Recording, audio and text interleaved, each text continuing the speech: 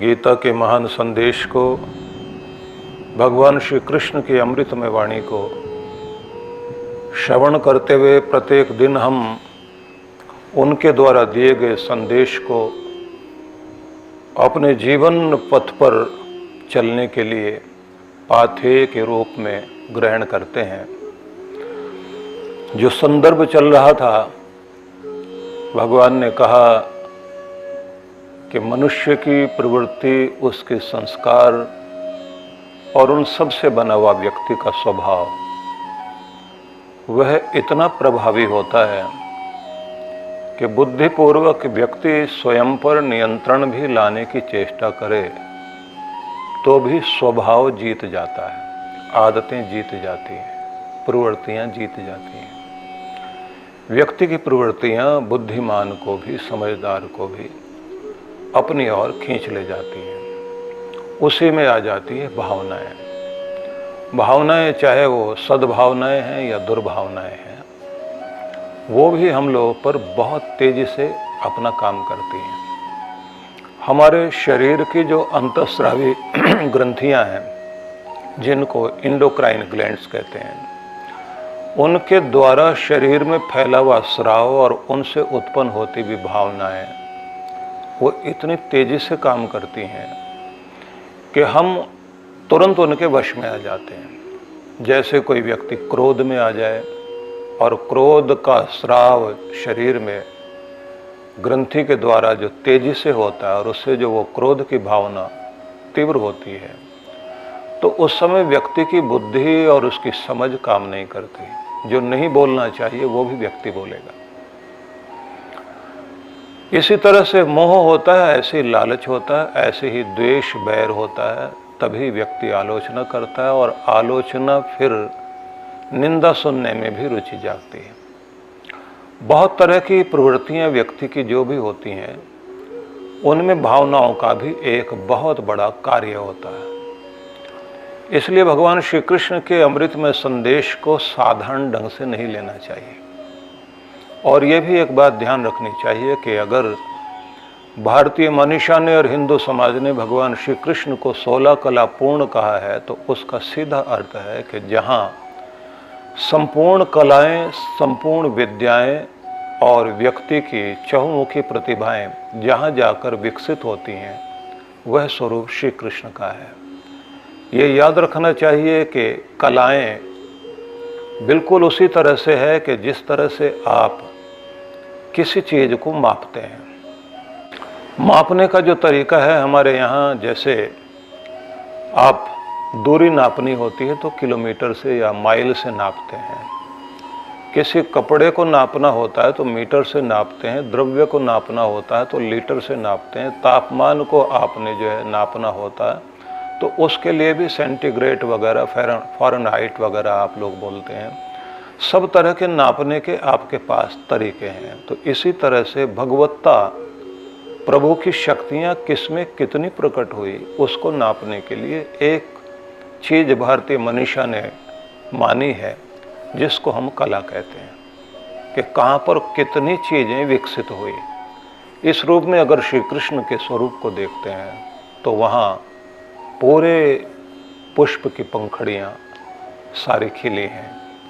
इसलिए कृष्ण को समझना आसान नहीं है। दुर्भाग्य ये भी रहा कि भारतीय संस्कृति का, सभ्यता का, धर्म का और संपूर्ण हिंदू समाज के अस्तित्व के दो स्तंभ रहे हैं प्रमुख रूप से, भगवान राम और श्री कृष्ण। इसलिए गुलामी के दौर में 700 वर्षों का जो ये कार्यकाल रहा है गुलामी का, उसमें दो तरह की संस्कृतियों का बहुत बड़ा प्रभाव रहा। उन संस्कृतियों की जो इस देश में टकराहट थी, उस समय में उन लोगों ने जो सबसे ज़्यादा हमारे झंडे को, हमारे गर्व को, हमारी अस्मिता को तोड़ने के लिए कार्य किए, उसमें हमारी संस्कृति को बदला गया, हमारे इतिहास को बदला गया, हमारी सोच को बदला गया, हमारी आस्था के केंद्र बदले गए। और जहाँ जहाँ भी हमारे वो सब चीज़ें थी जिनको हम गाकर, मंत्र पाठ करके अपने कृष्ण का और अपने राम का नाम लेते थे, तो उसमें भी किराए के लोग, लालच देकर न जाने कैसी कैसी गाथाएं, कल्पनाएं जोड़ दी गई जो भगवान श्री कृष्ण के चरित्र के साथ मेल नहीं खाती, न राम जी के चरित्र के साथ मेल खाती। उसके बाद में फिर वो लोग आ गए जिन्होंने गाने गा गा करके कृष्ण भगवान के स्वरूप को कुछ अलग रूप में दर्शा दिया। परिणाम ये हुआ कि हम अपने मूल्यवान चीजों से दूर हो गए। और आश्चर्यजनक बात यह है कि जीवन देने वाली शक्ति गीता है, विजय देने वाली भी गीता है, जीवन को सफल बनाने का संदेश भी जिसमें है वो भी गीता है, मरण भी जो हमारा सफल करा दे उसका नाम भी गीता है। जीवन के हर रूप को सही ढंग से प्रस्तुत करने का कार्य गीता ने किया या कृष्ण भगवान के संदेशों ने किया। लेकिन सबसे ज्यादा कृष्ण भगवान को प्रस्तुत करने में गलतियां बहुत ज्यादा हुई, जिसका परिणाम ये हो गया कि कुछ लोगों ने कहा राम जी का जो चरित्र है वो तो आचरण करने के लिए और कृष्ण भगवान की तो कथा सिर्फ सुनने के लिए होती है। और दुर्भाग्य ये हो गया कि गीता को भी ये कह दिया गया कि ये तो मरने वाले व्यक्ति को सुनाई जाती है। समझ नहीं आता कि अर्जुन जो है मरने लगा था कि उसका आखिरी सांस चल रहा था कि कृष्ण भगवान ने कहा चल बेटा गीता सुन, मुक्ति हो जाएगी तेरी। हमने क्या कर दिया अपनी संस्कृति के साथ, मुझे बड़ा दुख होता है। लेकिन हम फिर वहीं अपने उसी बिंदु पर चलेंगे, क्योंकि ये उस मनस्थिति में आने के बाद ही आप कृष्ण भगवान के संदेश को कह सकते हैं। जब तक आपका मन शांत नहीं होगा और आप प्रेम से परिपूर्ण नहीं होंगे, जब तक आप सहज नहीं होंगे, तो कृष्ण के संदेशों को समझना आसान नहीं होगा। उस लेवल पर ही उतरकर हमें समझने की चेष्टा करनी चाहिए, जैसे कोई श्रोता बन करके बैठना चाहिए। हर चीज़ का एक प्रोटोकॉल होता है, वो मर्यादाएं होती हैं, आदर सम्मान की एक स्थिति होती है। आइए आज के विषय पर हम लोग आगे चलते हैं। भगवान कह रहे हैं इंद्रियस्यार्थे राग द्वेषो व्यवस्थितौ तयोर्न वशमागच्छेतौ यस्य परिपंथिनौ। 34वां श्लोक है ये, तीसरे अध्याय का। प्रत्येक इंद्रिय का उसके अपने विषय के प्रति राग और द्वेष इंद्रियों में ही समाया रहता है।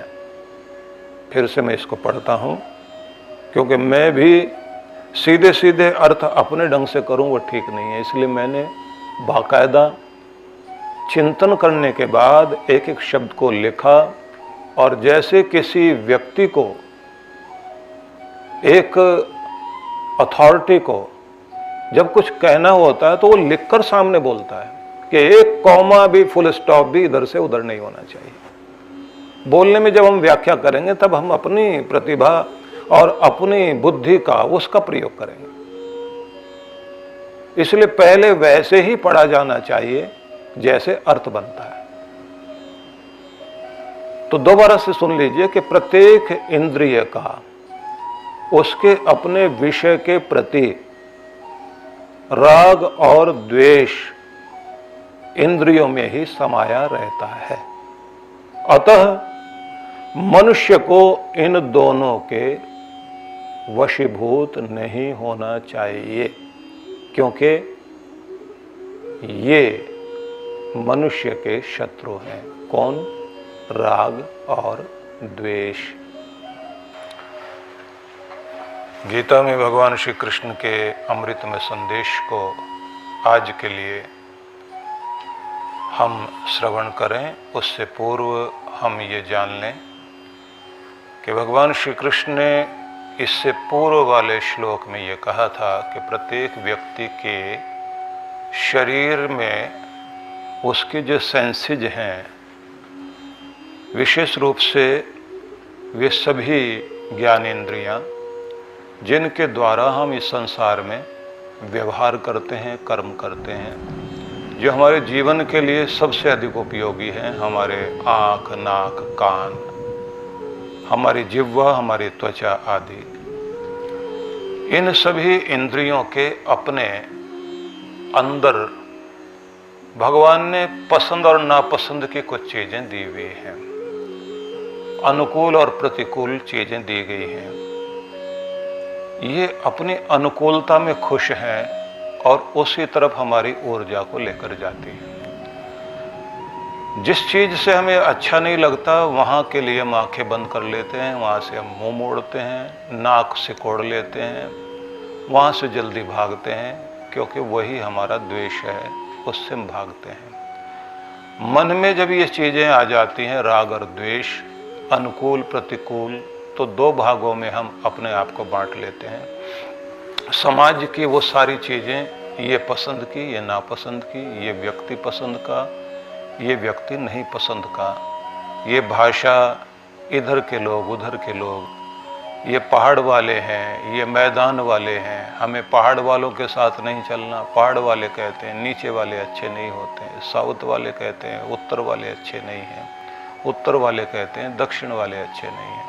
राग द्वेष भेद पैदा करता है और उसका परिणाम होता है, भगवान श्री कृष्ण ने कहा था कि हम इनके वश में आ जाते हैं और इनके वश में आने के बाद हम अपने कर्तव्य कर्म से दूर चले जाते हैं।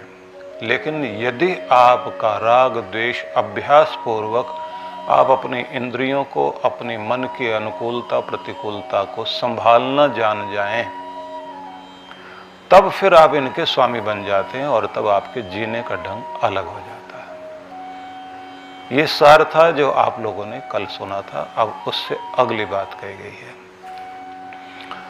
आगे जो समझाया गया है वो है कि स्वधर्म के अंदर ही आपका कल्याण है। स्वधर्म का पालन करना प्रत्येक व्यक्ति के लिए हितकर है। यह एक महत्वपूर्ण संदेश है और अब श्लोक के माध्यम से हम इसको समझेंगे। श्रेयान स्वधर्मो विगुणः परधर्मात् स्वनुष्ठितात् स्वधर्मे निधनम श्रेय परधर्मो भयावह। कहा गया है कि इससे पहले एक बात समझ लें कि अपनी प्रकृति और अपने स्वभाव के विरुद्ध मनुष्य न चले। इस बात को फिर से दोहराते हुए इस श्लोक को कहा गया है। श्रेयान स्वधर्मो, अपनी प्रकृति और अपने स्वभाव के विगुण, उसके विपरीत विरुद्ध मनुष्य न चले। अनुष्ठितात, उसमें ही व्यक्ति को स्थिर होना चाहिए, उससे विपरीत नहीं चलना चाहिए। अपने स्वयं के जो हमारे गुण धर्म हैं, स्वभाव हैं, उसके अनुरूप हम चलें। इस बात को ध्यान देते हुए अब अर्थ को जरा देख लीजिए। अपूर्ण रूप से भी पालन किए जा रहे, अपूर्ण मतलब पूरा किया जा नहीं रहा हो, ठीक से न दोहराया जा रहा हो, तो भी अपूर्ण रूप से भी पालन किए जा रहे स्वधर्म, अपनी प्रकृति अपने स्वभाव के अनुसार चलना अच्छा है। ये श्रेयकर है, ये अच्छा है। परंतु दूसरों के धर्म, स्वभाव, प्रकृति पर कितना भी अच्छे से आप चलें तो भी वह अच्छा नहीं है। स्वधर्म, अपनी प्रकृति, अपने स्वभाव का पालन करते हुए मृत्यु भी हो जाए तो भी वह कहीं भली है, क्योंकि परधर्म का पालन, दूसरे की प्रकृति, दूसरे के स्वभाव के अनुसार चलना, ये भयजनक है। अब यहाँ स्वधर्मे निधनम श्रेयः, अपने स्वधर्म का पालन करते हुए मर जाना अच्छा। परधर्मो भयावह, भयंकर है दूसरे का धर्म। अब ये एक ऐसी चीज है जिसका सामान्य अर्थ किया जाए तो सीधा अर्थ है कि आपका धर्म जो है उसका पालन कीजिए, अपने धर्म में रहिए। अपने धर्म में रह करके आप भले ही मर जाएं, लेकिन दूसरे के धर्म में आपको नहीं जाना, वो भयंकर है। पंडितों ने यही अर्थ निकाला। इसी को लेकर के इतिहास में एक घटना घटी जिसको मैंने विद्यार्थी काल में सुना था।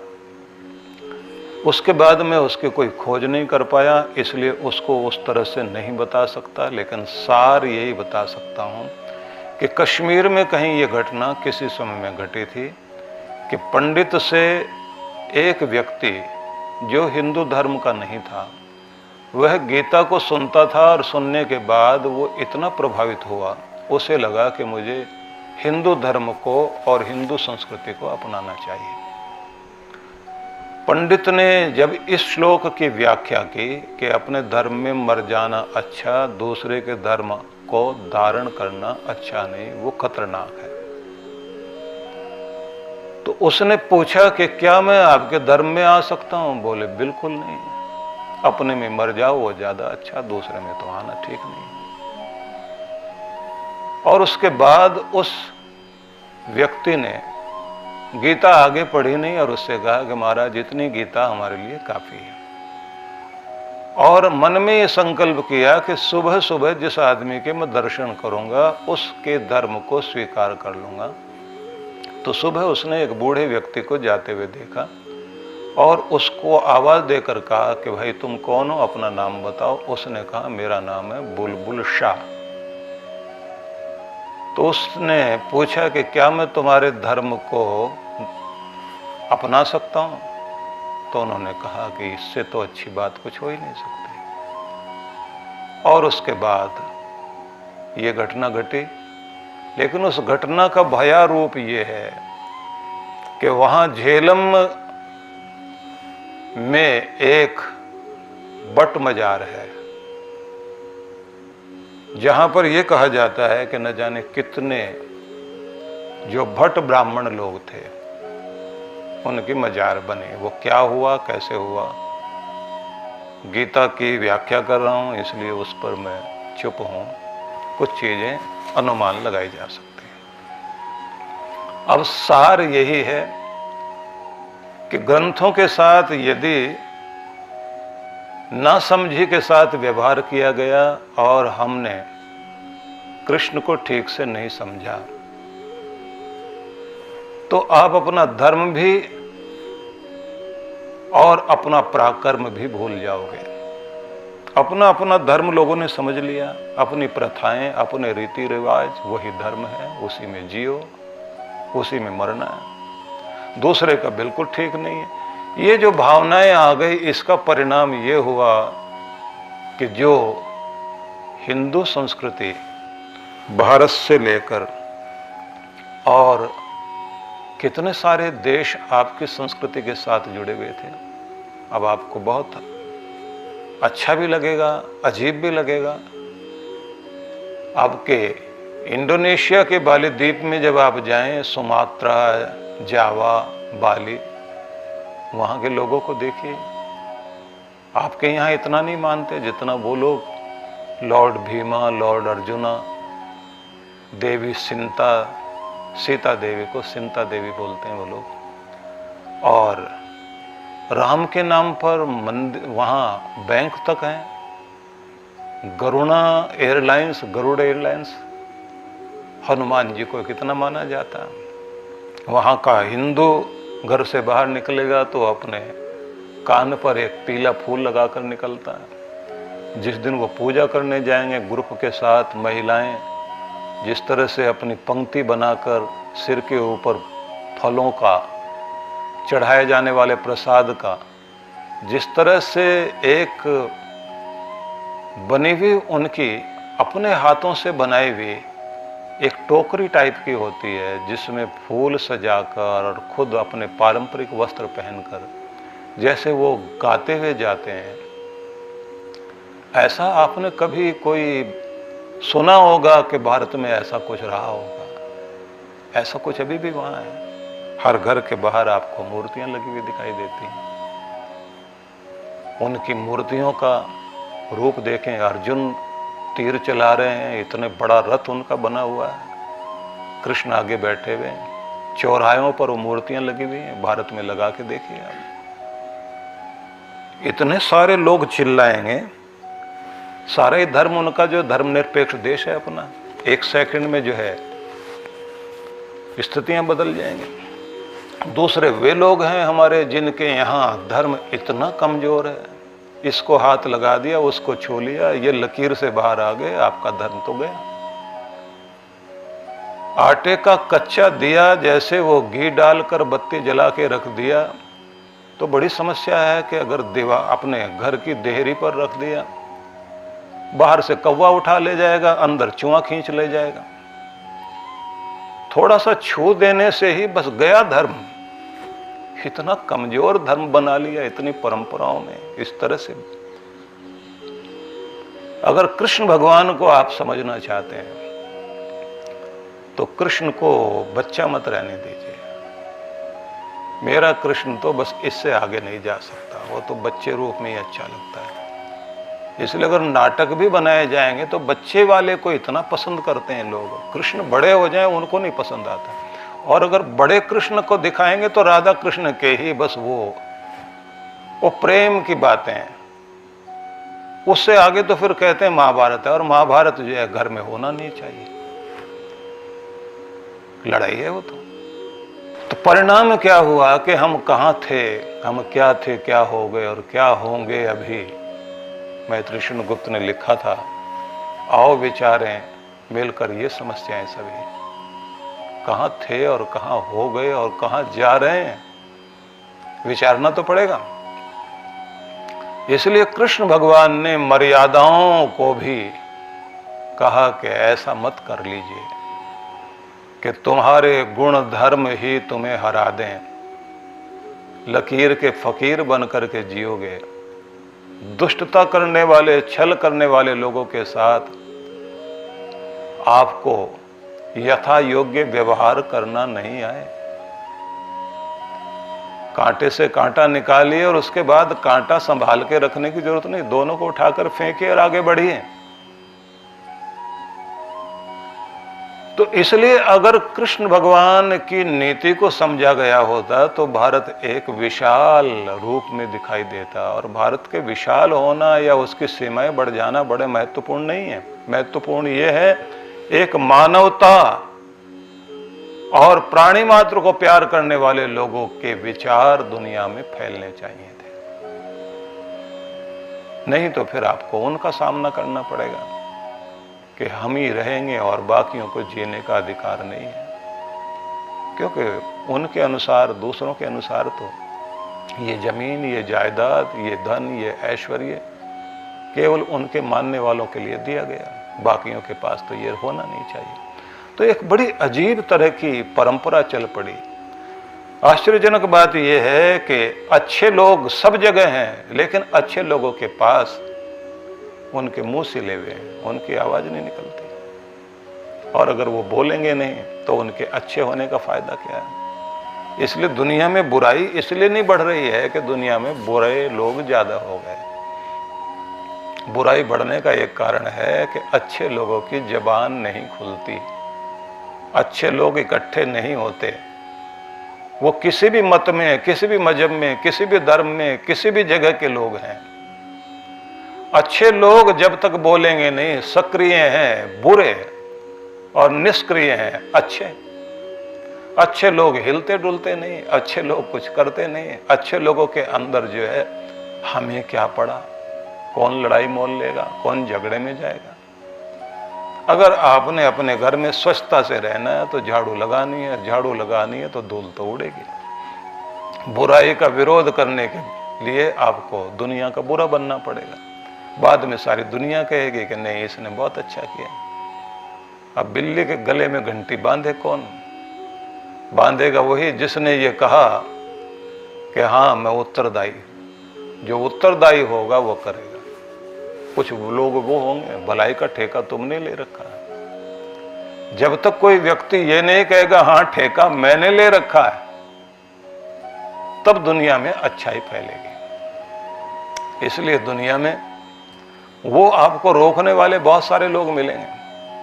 हम तो धर्म स्थल में शांति के लिए आए थे, यहां भी अशांति है।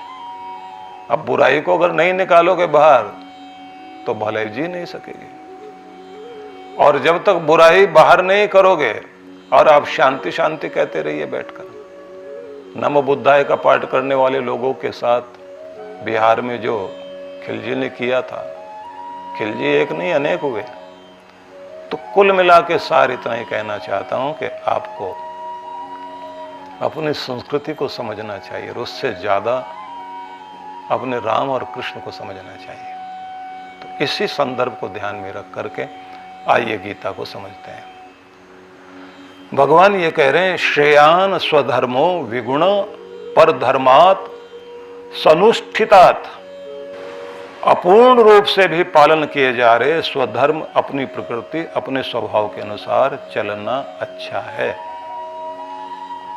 अब ये स्वधर्म क्या है और पर धर्म क्या है, इसे समझना है तो मैं एक सामान्य सी बात करता हूं आपको। डॉक्टर का स्वधर्म क्या? चिकित्सा। कुम्हार का स्वधर्म क्या हुआ? वही उसकी कला, वही उसका गुण, वही उसका गुण स्वभाव।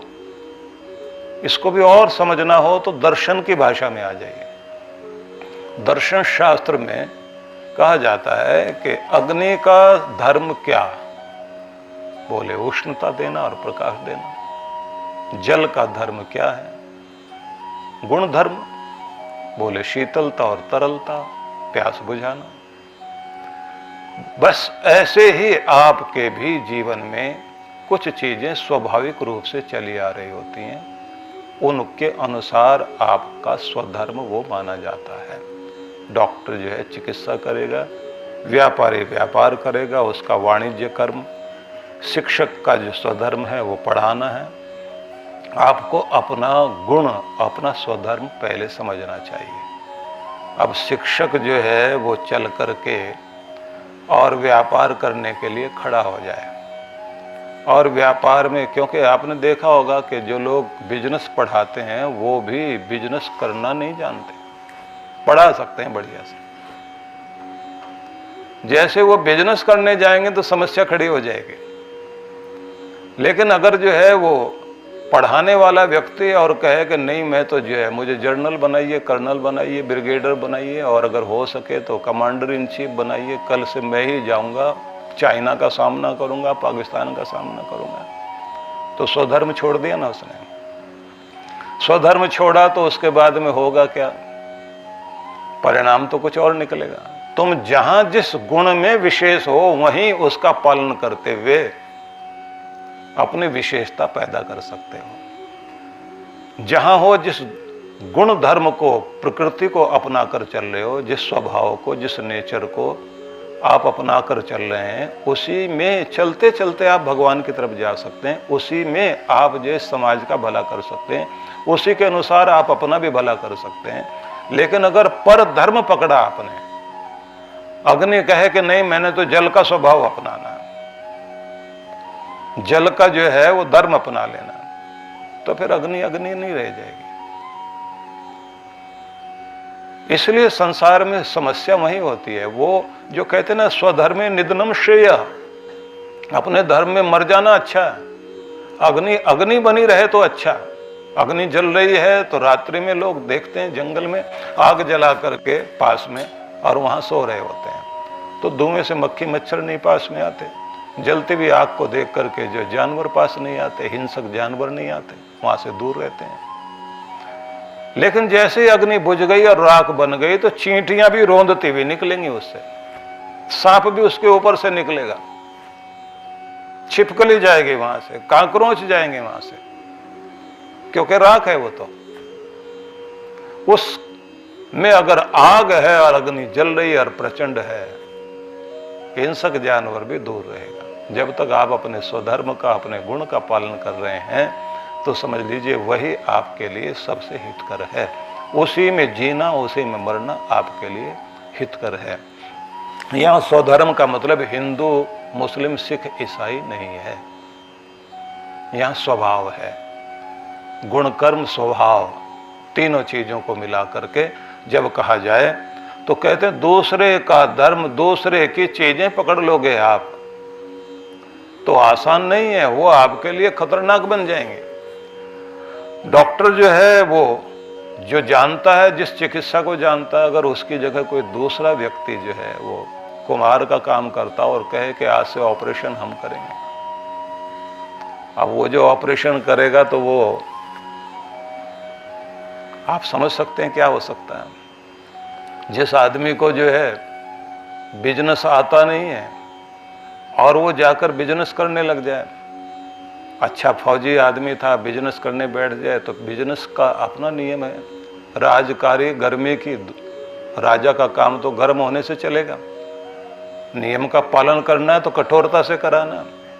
और अगर ऐसा व्यक्ति दुकानदार बन के बैठ गया, और आप सोचिए साड़ियों की दुकान हो उसकी, और फौजी आदमी हो, मूछें बड़ी बड़ी हो, लड़ाई झगड़ा ही पूरी जिंदगी में किया हो, और कोई महिलाएं 4-5 आए और उसकी सारी साड़ियां उठा करके फैला दें और उसके बाद कहें मैच नहीं मिल रहा, फिर वो जो है कपड़ा मिला करके देखें, तो आप सोच लीजिए उसके बाद वो कहेगा एक तो जहां से उठाया वहां रखो और ऐसे लपेट के रखिए। आपने अगर नहीं लेना था, आपने जो नीचे गिरवाया कैसे? इसलिए गुस्सा करने वाला व्यक्ति व्यापार नहीं कर सकता। दोनों के अलग अलग चीजें हैं, और जो आदमी जिस चीज में निष्णात है वो उसी में चल सकता है। कभी कभी हम लोग विनोद में कह दिया करते हैं कि कोई एक ऐसा व्यक्ति जो रिटायर होने लगा था, उस व्यक्ति ने अपने दूसरे मित्र से पूछ लिया कि भाई आप जरा हमको सलाह दीजिए, रात में दिन में 4 गुना 5 गुना कोई चीज बढ़ सके, 1 के 10 हो सके, ऐसा कोई 1 2 का 4 कोई बिजनेस है क्या?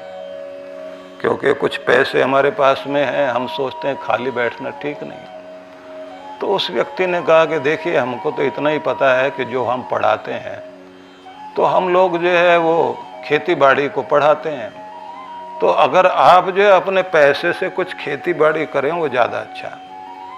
अब इस आदमी ने कहा साहब वो तो मुझे पता नहीं। बोले प्रकृति तो अच्छी लगती है? बोले प्रकृति अच्छी लगती है, हरियाली के बीच रहने का मौका मिलेगा, और वहीं आप जो है कुछ उगाओगे, फल सब्जियां, आप अनाज उगाओगे, फिर मंडी में बेचोगे, कितना बड़ा लाभ होगा। अब उस आदमी को तो जानकारी थी नहीं, उसने कहा पैसे इतने से हैं। बोले इतनी ज़मीन लीजिए, इतना बैंक से मिलेगा, इतनी यहाँ से छूट मिलेगी, ऐसा ट्रैक्टर लेना, ऐसे लोग रखना। अब ये सब तो उसने कर लिया, लेकिन उसी के साथ में उसको ये पता नहीं कौन से मौसम में कौन सी चीज़ बोनी है, वो भी थोड़ा बता दिया गया। लेकिन ये पता नहीं है कि इस मौसम में बरसात के दिनों में अगर मक्का भी बोनी है तो वो कहाँ बोई जानी चाहिए, और धान की फसल जो लगाई जाए वो कहाँ लगाई जाए। मक्का थोड़ी ऊंची जगह पर लगाई जाती है, धान जो है चावल की फसल जो है नीची जगह पर लगाते हैं जहाँ पानी भरा रहे। इस बेचारे ने उल्टा कर दिया, जहाँ चावल लगाने थे, धान लगाने थे, वहाँ पर मक्का लगा दी, मक्का की जगह जो है धान लगा दी। अब जहाँ ऊंची जगह पर पानी टिकना नहीं चाहिए वहाँ तो धान लगा रखे। धान में, चावलों में पानी चाहिए, हमेशा चाहिए, और कुछ तो फसल ऐसी होती है जिसमें 2 इंच पानी भरा रहना ही चाहिए। अब इस बेचारे की फसल खराब हो गई, सोचा इस बार नहीं हुई तो अगली बार हो जाएगी। होते होते हालत ये हुई कि इसका सारा काम खराब हो गया। खराब हो गया तो उसके बाद में ये हुआ कि 3 फसलें खराब हो गई, बैंक वाले पैसे मांगने आ गए, उधार चढ़ता चला गया। आखिर में ये हुआ बैंक वाले अपनी चीज़ें लेकर के चले गए, जमीन चली गई, जो कुछ उसके पास था वो भी चला गया।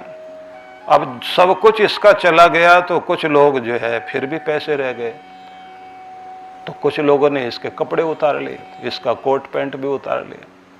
कच्चा बनियान पहने घूम रहा था तो इसके मन में आया कि अब तो कहीं कुछ और जाने की जरूरत नहीं, हरिद्वार चलते हैं, वहीं जाके भगवान का नाम लेंगे और वहीं बैठ के भंडारा करेंगे। कुंभ का मेला था तो वहां जाकर बैठा हुआ था। कुंभ के मेले में जो है वो पहला स्नान करने के लिए नागा बाबा लोग जा रहे थे। अब नागा बाबा लोग तो कुछ पहनते ही नहीं। ये उनको हाथ जोड़ के बोला, भाई साहब आपने कौन सा बिजनेस किया था? आपके पास तो एक भी कपड़ा भी नहीं, मेरे पास तो कच्चा बनियान है, कम से कम मैं तो फिर भी ठीक हूं। अब आप समझ सकते हैं कि किसी व्यक्ति को अगर उसको जानकारी नहीं है और वो अपने स्वधर्म का पालन नहीं कर पा रहा है, उसका परिणाम उसके जीवन में क्या हो सकता है। सब कुछ छिन गया तो परधर्मो भयावह, दूसरे की प्रवृत्ति दूसरे का गुण, दूसरे का स्वभाव आप अपने साथ अपना करके जीना और चलना चाहते हैं, वो दुखदाई होगा ही। इसलिए अच्छा है अपने गुण कर्म स्वभाव को पहचान कर उसी में हम चलें, उसको अपनाएं।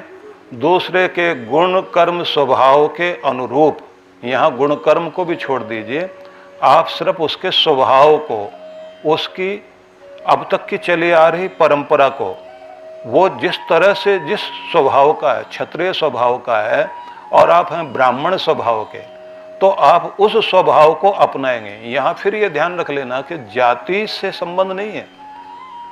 जाति से संबंध करेंगे आप तो ब्राह्मण लोग फौज में हैं और बहुत अच्छे फौजी हैं, लेकिन यहां जाति से मतलब नहीं होना चाहिए, यहां स्वभाव से मतलब है। स्वभाव वाला जब फौजी स्वभाव का है और जाति से वो ब्राह्मण है, तब भी वो क्षत्रिय ही है। और अगर कोई क्षत्रिय है और स्वभाव उसका ब्राह्मण वाला है, तब वो ब्राह्मण कहलाएगा। तो अपने स्वभाव के अनुसार जब आप चलते हैं, उसमें आपका कल्याण है। अपने स्वभाव से विपरीत अगर आप चलते हैं, वो आपके लिए दुखदायी हो जाएगी। तो इसलिए ये संदेश अपने आप में बहुत विचारणीय है। व्याख्याएं जब गलत होती हैं, उसका परिणाम होता है कि एक छोटी सी भूल कितनी बड़ी घटना का कारण बनती है। और हम लोगों ने अपने सारे ऐसी चीजें लाकर रख दी। एक बाबा जी बोलते थे कि हम जो है वो साइंटिस्ट थे, इलाहाबाद यूनिवर्सिटी में वो पढ़ाते रहे और वहाँ जो है साइंस पर बड़ा काम किया। तो बाबा जी हो गए, सोच समझ करके हुए। लेकिन इलाहाबाद में उन्होंने एक जगह देखा कि कुछ पंडित लोग लड़ रहे हैं। बोले क्या हुआ? बोले इसने हमारा धर्म भ्रष्ट कर दिया। उन्होंने पूछा कि ऐसा क्या हुआ? बोले साहब हमने चोरी की, बेईमानी की, हमने ठगी की, हमने छल कपट किया, लेकिन आज तक अपना धर्म नहीं छोड़ा। इसने तो हमारा धर्म भ्रष्ट कर दिया। तो बोले साहब हमने उनसे पूछा तुम्हारा चोरी करने से धर्म भ्रष्ट नहीं हुआ, बेईमानी करने से भ्रष्ट नहीं हुआ, ऐसी कौन सी चीज है जो इसने गड़बड़ कर दी? बोले हमने ये चौका बनाया था, इसमें अपनी पीढ़ी लगाई, चौकी पर भोजन रखा, कूद के यहाँ जाना चाहिए था। इसने जो है ऐसे पांव रख कर के अंदर आ गया। इसने जो है जिस तरह से आया, बायां हाथ बाहर निकालना चाहिए था इसको, और इस तरह बैठना चाहिए था। इसने तो परंपरा तोड़ दी, धर्म खराब हो गया हमारा। बोले जिनका धर्म लकीरों में बस गया है और जिनका धर्म इस तरह की चीजों में जाके बस गया, उस धर्म को आप क्या कहेंगे? बेईमानी करने से, चोरी छल कपट करने से, बुरा कर्म करने से धर्म जो है गया नहीं। हमारा धर्म क्या इन परंपराओं में रह गया? यहां विचारने की बात है। यद्यपि इस तरह का विषय मैं कभी लिया नहीं करता, लेकिन कुछ चीजें बहुत आवश्यक हो जाती हैं, इसलिए अवश्य इस पर चिंतन होना चाहिए। कल अगले विषय पर हम लोग जाएंगे, और कल का विषय बहुत अद्भुत है। जब कृष्ण भगवान से अर्जुन ने ये पूछा था कि मैं ये जानना चाहता हूँ, आदमी बुरा नहीं करना चाहता, झूठ नहीं बोलना चाहता, पाप करना नहीं चाहता, फिर भी उसे हो जाता है। ऐसी कौन सी चीज है जो उसे खींच कर लेकर जाती है, उससे गुनाह करा डालती है? कि कृष्ण मुझे उसके विषय में बताओ। तो बड़ा अद्भुत है और हमें सुनना चाहिए। ओम शांति शांति शांति। ओम।